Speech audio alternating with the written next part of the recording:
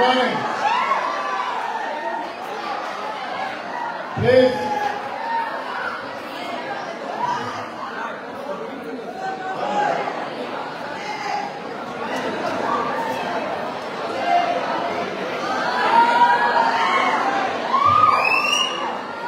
కూర్చున్నామా కిందనే back side కూర్చోమా మీరందరూ కూర్చోండి భాస్కర్. Good morning everyone.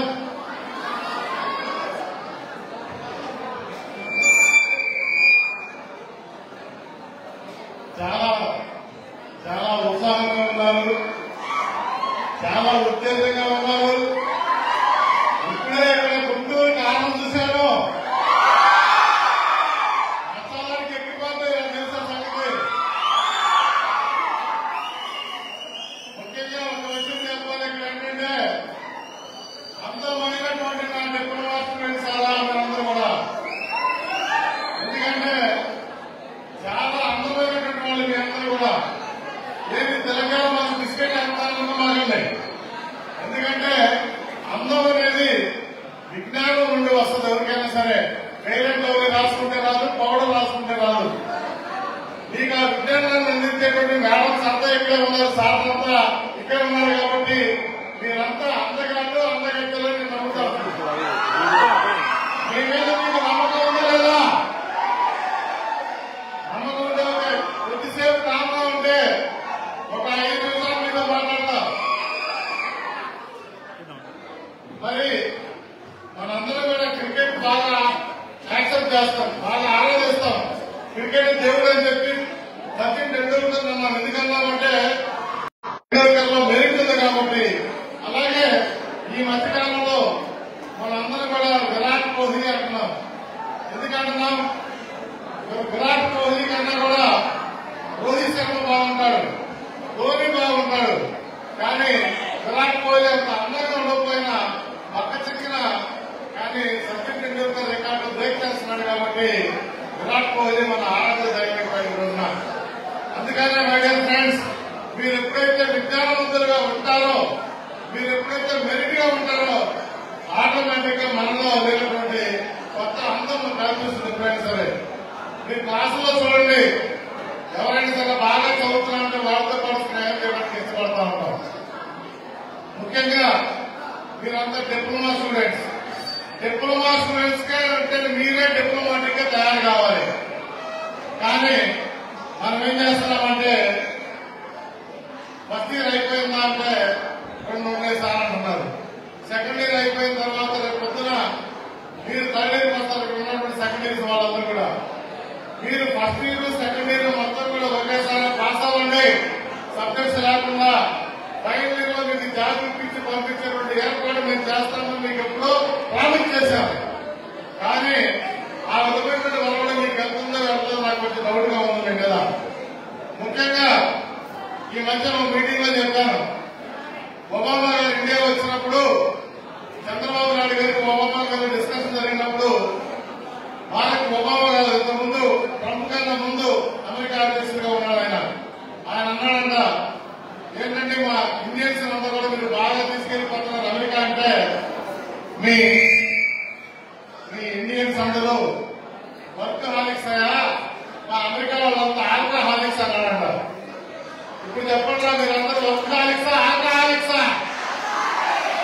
ఎందుకంటే ఆ మాట ఎందుకు అడిగానంటే ఒకసారి మీ కాలేజ్ అయిపోయిన తర్వాత నేను సిద్ధరామయ్య గారు తెనాలి వెళ్తుంటే ఒక మన ఏటూరు రోడ్డు బజార్లో ఒక బార్ దగ్గర మన యూనిఫామ్ కనిపించింది. వెంటనే సీతారామయ్య గారు కాలాత్మన్నారు.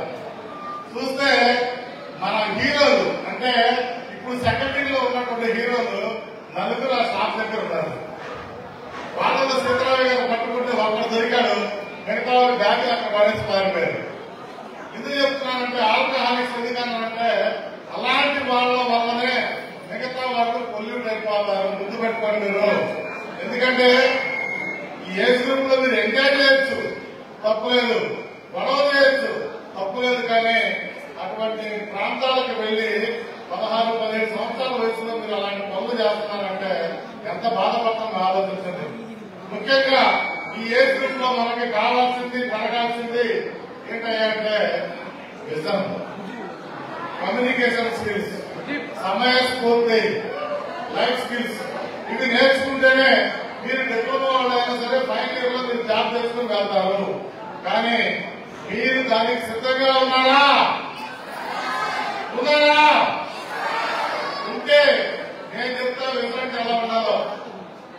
నా క్లాస్మేట్ అతను ఆ తర్వాత 5 సంవత్సరాలు మ్యారేజ్ అయింది. ఆడికి 10 సంవత్సరాల తర్వాత పాప పుట్టింది. పాప పుడితే ఆ అమ్మాయి డాక్టర్ కావాలని ఉంది. నాకు సెకండ్ క్లాస్ సెంటర్ లో కనిపించారు. ఇంటర్మీడియట్ బైపీసీ పుస్తకాలు కొనుక్కోవాలి కదా అమ్మాయి, మరి డాక్టర్ కావాలంటే ఎస్ఆర్లో బైపీసీ పుస్తకాలు కొనుక్కోవాలి. ఆ అమ్మాయి బైపీసీ పుస్తకాలు కొనుక్కొని వెంటనే స్టెథోస్కోప్ ఉంది, ఒక వ్యాపారం ఉంది. చూసారా రిజల్ట్ అది. నేను ఎలాగైనా సరే ఫీల్డ్ తెచ్చుకున్నాను, నేను ఎలాగైనా సరే డాక్టర్ అవుతానంటే ఆలోచన ఆ అమ్మాయికి ఆ రోజు కలిగింది. ఆ అమ్మాయి డాక్టర్ అయిందా కలదా? అయితే కలదా?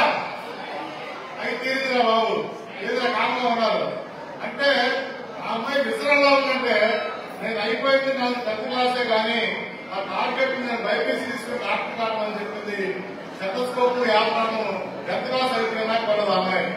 అంటే అలాంటి విషయం మీకు కలగాలి. నేను పలానా కంపెనీలో జాబ్ చేసుకుని వెళ్ళాలనే ఆలోచనతో మీరు ఉండాలి. కానీ ఏదో ఉంటే ఎన్ఆర్ఐ కాలేజ్ చేస్తే వాళ్ళే చూసుకుంటారనే ఆలోచన మీరు ఉండకూడదు. ఇక్కడ ఉన్న మీటింగ్ లో ఇంకోటి చెప్తున్నాను మీ అందరికీ, నేను డిగ్రీ అయిపోయిన తర్వాత ఏదో ఒక జాబ్ వస్తే బాగుంటుందని చెప్పి నేను రుపిన్ మెడికల్ కంపెనీకి ఇంటర్వ్యూకి వెళ్ళాను. నా ముందు ఒక అబ్బాయి వెళ్ళొచ్చాడు. అరే మిమ్మల్ని ఏమడిగారా అన్న అంటే నువ్వు రోజుకి ఎన్ని గంటలు పనిచేస్తావని అడిగారు ఆ అబ్బాయిని. ఆ అబ్బాయి అన్నాడంట 8 hours రిమోట్ డ్యూటీ ఉంటుంది, 8 గంటలు పనిచేస్తాను. చేసే ఉద్యోగం మెడికల్ రిప్రజెంటేటివ్.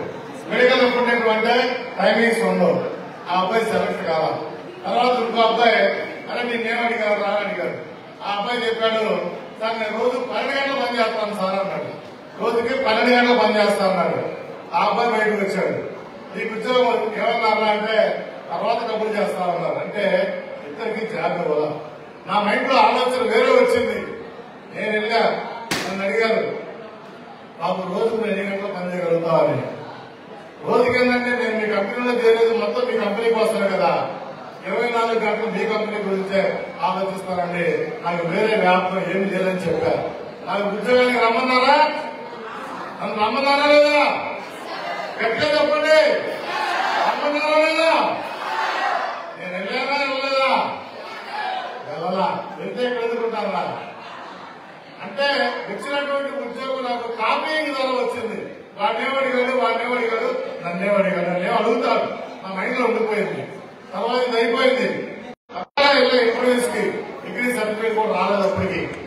అక్కడికి వెళ్ళిన తర్వాత అక్కడ వాళ్ళు చాలా చమత్కారంగా క్వశ్చన్లు అడుగుతున్నారు. ఏంద్ర బాబు అంత కఠినంగా అడుగుతున్నారు అని చెప్పి నేను కొంచెం సమస్య గుర్తు ఆలోచించాను. అంటే ఈ ఉద్యోగం కూడా నేను చాలా ఏమడిగారంటే నీకు ఉద్యోగం ఇస్తామయ్యా 5 సంవత్సరాల తర్వాత నువ్వు ఏమవుతావు అన్నారు.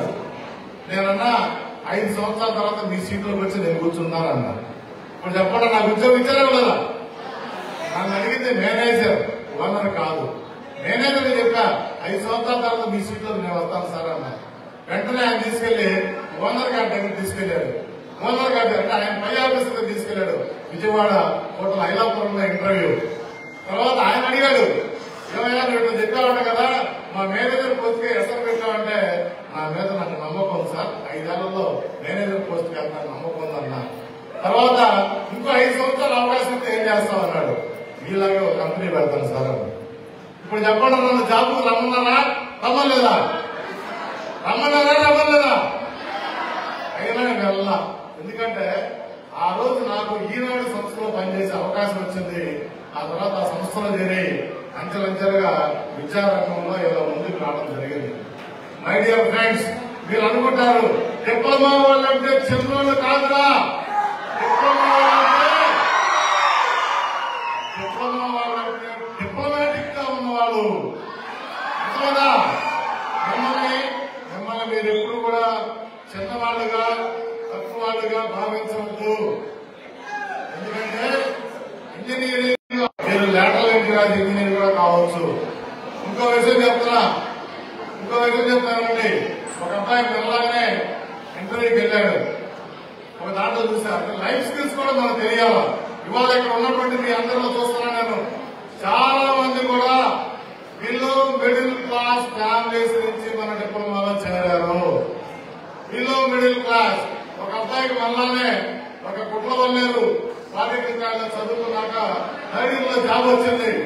ఆ అబ్బాయికి జాబ్ వస్తే ఆ అబ్బాయికి ఫైనల్ లెటర్ ఇవ్వలేకుండా వాళ్ళు అడిగారు. ఏమని అడిగారంటే, అబ్బాయి నీకు జాబ్ ఇస్తామయ్యా, మీ నాన్నగారు అమ్మగారు ఏం చేస్తారని అడిగారు. మా నాన్నగారు అమ్మగారు చిత్తుకాయలు ఏరుకుంటారండి, గ్రాస్ బ్యాంకులు ఏరుకుంటారండి, ఇవన్నీ కూడా ఏరుకొచ్చి సాయంత్రం పూట ఒక చోట అమ్ముకుంటారని చెప్తే ఆ కంపెనీ ఓనర్ అడిగాడు కదా అబ్బాయిని, నువ్వు ఇంటికి వెళ్లి మీ నాన్నగారు మీ అమ్మగారు చేసేటువంటి పనిని ఉదయం నుంచి సాయంత్రం దాకా వీలైతే నువ్వు చేసి రమ్మని చెప్పారు 2 రోజులు. ఆ అబ్బాయి వెళ్ళాడు, ఉదయం పూట వెళ్ళాడు, వాళ్ళ అమ్మ నాన్న అమ్మటి వెళ్ళాడు, చేశాడు, పని చేయగలిగాడా. సాయంత్రం దాకా వాళ్ళ అమ్మ నాన్న పక్కన తిరిగాడు. ఒక కాలికేమో గ్రాస్ బ్యాంక్ గుచ్చుకుంది, ఒక షర్ట్ ఏమో రేపు గుచ్చుకుని షర్ట్ అంతా చీరిపోయింది. సాయంత్రం వచ్చిన తర్వాత ఇంక వెంటనే అనిపించింది, నేను 2-3 రోజుల కన్నా ఈ పని చేయలేను, నా అమ్మా నాన్నలు పనిచేసే పని 2 రోజుల కన్నా చేయలేనని అనిపించింది. వెంటనే కంపెనీ వాళ్ళ దగ్గరికి వెళ్ళాడు. అయ్యా మీరు నా కళ్ళు తెరిపించారు, మా అమ్మా నాన్న ఎంత కష్టపడ్డారని నాకు తెలియదు, నాకు ఆ కష్టం తెలియకుండా చేశారు ఇన్నాళ్ళ నుంచి అని చెప్పి ఆ అబ్బాయి చెప్పడం జరిగింది.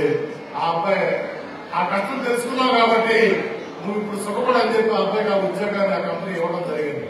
మీకు మీ పేరెంట్స్ ఏం చేస్తున్నారో మీకు ఎవరికి తెలియకుండా, వాళ్ళు ఏ విధంగా కష్టపడి ఇక్కడ పంపించారో మీకు తెలియకుండా.